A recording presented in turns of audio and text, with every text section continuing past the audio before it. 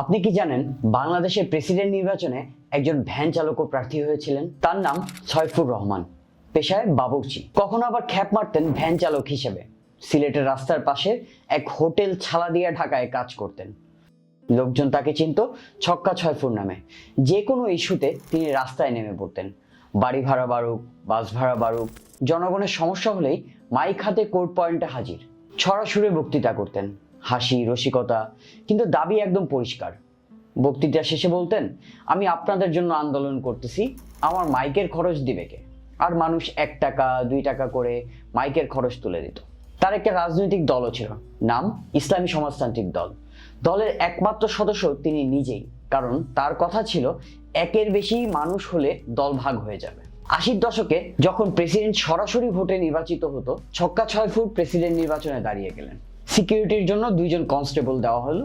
তিনি প্রথমে বললেন এদের খাবারের খরচ চালাতে পারবো না, পরে বাধ্য হয়ে নিলেন তাদের। তখন দেখা যেত এক অদ্ভুত দৃশ্য, ভ্যানের 2 পাশে 2 কনস্টেবল, আর মাঝখানে ভ্যানে করে প্রচারণা চালাচ্ছেন সয়ফুর রহমান।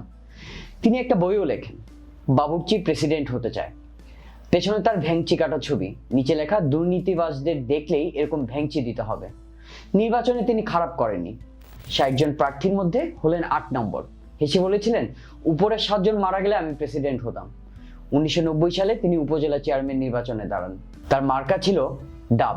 কোনো পোস্টার নেই, লিফলেট নেই, শুধু মাইক। প্রচারণার সময় তার উপর হামলা হয়, আর তখনই সারা সিলেট জেগে ওঠে। স্কুলের ছাত্ররা মিছিল করে, রিক্সাওয়ালারা চিৎকার করে ডাব ডাব, দোকানগুলোর সামনে ডাব ঝুলে যায়। এমনকি তার নিজের নির্বাচনী মিছিলে সয়ফুরকে আনতে হলেও আগে দিতে হতো 500 টাকা, কারণ ফুল টাইম প্রচারণার জন্য বাবুর্চিগিরি বন্ধ ছিল। শেষ পর্যন্ত তিনি সেই নির্বাচনে জিতে যান। এক কেন্দ্রে সয়ফুর পান 1800 ভোট, তার প্রতিদ্বন্দ্বী পান মাত্র 1 ভোট।